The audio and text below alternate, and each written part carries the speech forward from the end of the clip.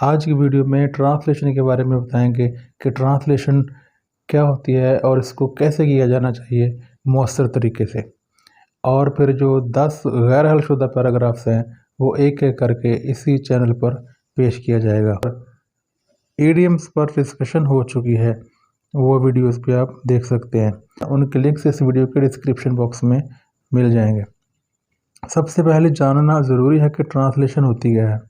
ایک زبان سے دوسری زبان میں مفہوم بتانا، میننگ بتانا، مطلب بتانا، اور شروع سے ہی استعمال ہوتا ہے تاکہ ایک زبان سے دوسری زبان میں پیغام پہنچایا جا سکے۔ تو ٹرانسلیشن کے کچھ اصول ہیں۔ اس کے لیے ظاہر ہے، سمپل ہے کہ آپ کو 2 چیزیں بڑی سٹرونگ ہونی چاہیے۔ 2 چیزوں کی ضرورت ہے کہ جو گرامر ہے، گرامیٹیکل رولز ہیں، وہ آپ کو آنے چاہیے۔ اس میں سمپل ٹینسز پہ بہت زور دیا جاتا ہے، اس میں پیسو وائس کا استعمال بھی بڑا اہم ہے، نہ صرف ایکٹیو وائس بلکہ پیسو وائس کا استعمال بھی زیادہ آتا ہے، اور ڈائریکٹ انڈائریکٹ بھی آتے ہیں، لیکن آپ کو ایکٹیو اور پیسو پہ مکمل عبور حاصل ہونا چاہیے، تو پھر آپ ٹرانسلیشن کر سکیں گے۔ اور پھر یہ بھی ہے کہ آپ کو جو باقی پارٹس آف سپیچ ہیں کہ ایڈورب ہے یا ایڈجیکٹیو ہے، ان کو بھی کیسے استعمال کرنا ہے۔ لیکن مین چیز جو ہے وہ ٹینسز ہیں، ان میں ایکٹیو اور پیسو دونوں بڑے ہی اہم ہیں۔ اور اسٹوڈنٹس، ٹرانسلیشن کا مطلب ہرگز یہ نہیں ہے کہ آپ صرف اس کا اسکرپٹ چینج کریں، کہ فرض کریں انٹرنیشنل کا ترجمہ کرنا ہے تو آپ لکھ دیں، آپ صرف یہ لکھیں الف نون ٹیرے انٹر اور نیشنل بھی اس طرح، بلکہ آپ کو لکھنا چاہیے بین الاقوامی۔ اور جو الفاظ اردو میں اب تک کنورٹ نہیں ہوئے انگلش کے، تو وہ تو مجبوری ہے، جیسے ٹیلی فون، ٹیلی ویژن، اب ایسے ہی لکھیں گے۔ رسم الخط اردو ہوگا اور ورڈ بھی انگلش کا ہوگا، لیکن جو الفاظ موجود ہیں، جس طرح فیملی ہے، کچن ہے، اور بہت سارے الفاظ ہیں، ان کو ہم دوسری زبان میں لکھیں گے تو پھر نمبر آئیں گے۔ جو موجودہ الفاظ اردو میں ہیں، اگر آپ ان کو نہیں لکھیں گے پیراگراف میں تو آپ کے نمبر کٹ سکتے ہیں، اور نمبر کٹتے ہوئے میں نے دیکھے ہیں۔ اور میں خود بھی پیپر چیک کرتا ہوں تو یہ ایک بچے نے بالکل ہو بہو بالکل اردو میں اس کو کنورٹ کیا ہے، ایک بچے نے کم کیا ہے، تو پھر وہاں نمبر کاٹ لیے جاتے ہیں۔ ٹرانسلیشن ہوتی کیا ہے؟ Translation is a process, translation ترجمہ ایک عمل ہے، آف چینجنگ، تبدیل کرنے کا، سم تھنگ، کوئی چیز، آئدر ریٹن اور اسپوکن، لکھی ہوئی بھی زبان ہو سکتی ہے اور بولی ہوئی بھی، جس کا ترجمہ دوسری زبان میں کیا جاتا ہے، فرام ون لینگویج انٹو اندر۔ ترجمہ لکھی ہوئی یا بولی ہوئی زبان کو دوسری زبان میں تبدیل کرنے کا ایک عمل ہے۔ Rules of translation: Urdu into English کرنی ہے آپ نے، یا انگلش انٹو اردو کرنی ہے؟ اچھا جی، لکھتے ہوئے انگلش انٹو اردو وغیرہ یہ زیادہ فیمس ہے چیز، لیکن انگلش ٹو اردو یا اردو ٹو انگلش یا کوئی بھی اور زبان، تو مطلب میرا یہ ہے کہ انٹو کے ساتھ ساتھ ٹو کا استعمال بھی ہو سکتا ہے۔ نمبر 1 رول کیا ہے کہ while translating from Urdu into English, Urdu سے انگلش ٹرانسلیشن کرتے ہوئے، اور فرام انگلش انٹو اردو، یا پھر انگلش سے اردو میں ترجمہ کرتے ہوئے، follow proper rules of grammar of the language, یہ میں نے پہلے بات کی ہے، رولز آنے چاہیے۔ نمبر 2 پہ انڈرسٹینڈ دا مین آئیڈیا اور جسٹ آف دا میٹر، مین مرکزی خیال کو سمجھنا چاہیے۔ یہ نہیں کہ آپ ایک ورڈ کو پکڑا اور ترجمہ شروع کر دیا، یا ایک سینٹینس کو پہلی دفعہ دیے ہوئے پیرے کو پورا پڑھیں، آپ کو پتہ چلے ٹاپک کیا ہے، مین آئیڈیا کیا ہے، کس پہ بات ہوئی ہے، تو پھر آپ کا ذہن اس کی طرف زیادہ فوکس ہو کر ترجمہ کرے گا۔ جس کا مطلب بھی مین آئیڈیا، جس کا مطلب بھی کرکس آف دا میٹر، مدعا کہتے ہیں جسے، اصل مدعا، ٹاپک کیا ہے۔ And then translate the content, اور پھر اس مواد کا ترجمہ کریں، سو دیٹ، تاکہ اٹ ڈز ناٹ انٹرفیئر، یہ مداخلت نہ کرے، ود دی اوریجنل کنٹینٹ، حقیقی مواد کے ساتھ، اصلی مواد کے ساتھ۔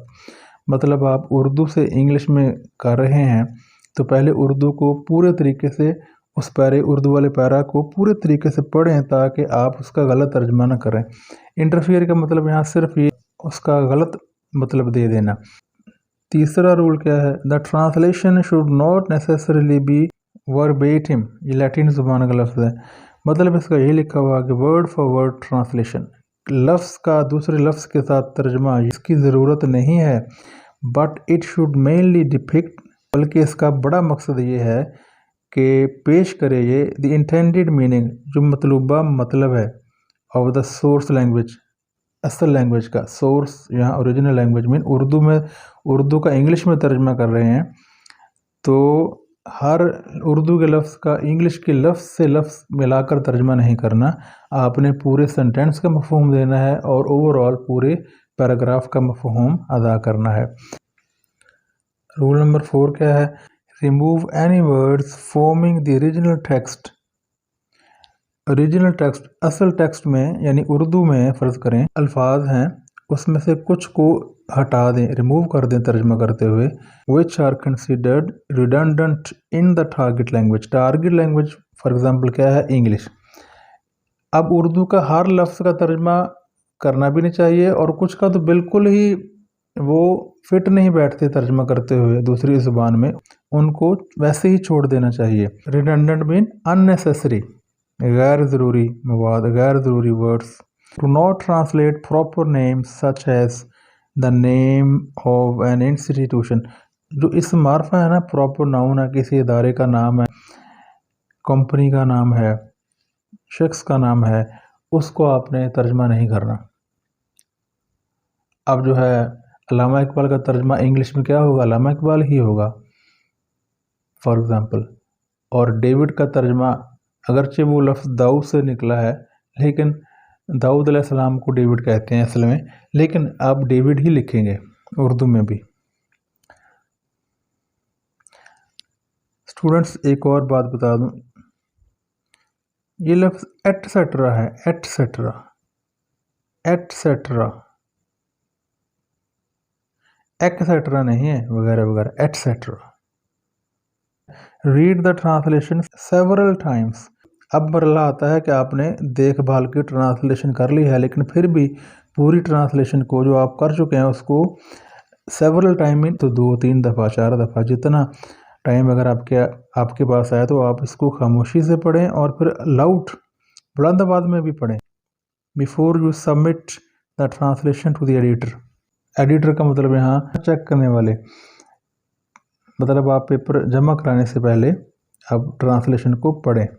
The process will help you, ये अमल आपकी मदद करेगा चेक पड़ताल करने में, whether the words sound clear and harmonious, के आए के अल्फाज वाज़ेह हैं और आपस में रब्त है इनका, कोहेरेंस, कोहेजन है, कोई रब्त है, कोई सीक्वेंस है। चूँकि अगर आप उसको एक फ़ाइनल टच देंगे ना, एक फ़ाइनल टाइम में पढ़ेंगे तो फिर कुछ ना कुछ आपको गलतियों का भी अंदाज़ा हो जाता है। यू मे फाइंड, आप ढूंढ सकते हैं, that some of the words you use, कि आपके इस्तेमाल करदा कुछ अल्फाज आर नॉट अप्रोप्रिएट, मौजू नहीं है। फिर नेक्स्ट रूल क्या है? Pay attention to the adverbs. Adverb पर भी तवज्जो दें, एडजेक्टिव्स पर भी, एंड प्रपोजिशंस, और प्रपोजिशंस पर भी। प्रपोजिशंस की एक बड़ी मिसाल ये है कि मदर टंग का जो इन्फ्लुएंस है ना वो बड़ा होता है। मदर जो हमारी मादरी ज़ुबान है या कौमी ज़ुबान है, उसका असर इंग्लिश पर होता है। आसमान पर सितारे हैं, स्टूडेंट्स लिख देते हैं the stars are on the sky, तो यहाँ इन द स्काई आएगा। तो टारगेट ज़ुबान में सोचें, ठीक है, जिस ज़ुबान का तर्जमा कर रहे हैं वहाँ एक आइडिया को अच्छे तरीके से लें, लेकिन जो ग्रामेटिकल रूल है ना, सिंटैक्टिक रूल हैं, जो वो टारगेट लैंग्वेज यानी इंग्लिश में सोचें तर्जमा करते हुए। अगर इंग्लिश से उर्दू में कर रहे हैं तो उर्दू में सोचें। They should not be translated separately but in relation to the noun और द वर्ब। आपने एडवर्ब का लफ्ज़ तर्जमा अलहदा से नहीं करना। हर एडवर्ब है चाहे एडजेक्टिव है, वो हमें देखना पड़ेगा कि किस सेंटेंस में ये क्या मीनिंग दे रहा है। दैट प्रीसीड्स और फॉलोज देम, मतलब नाउन या वर्ब से एडवर्ब पहले आ रहा है या बाद में आ रहा है। प्रीसीड्स होता है पहले आना किसी चीज़ से, फॉलो मीन बाद में आना। मतलब इसे कहते हैं कॉन्टेक्सचुअल ट्रांसलेशन, साको सबा के लिहाज से ट्रांसलेशन करनी है। تو یہ کچھ رولس ہے۔ نیکسٹ ویڈیو میں جو غیر حل شدہ پیراگرافس ہیں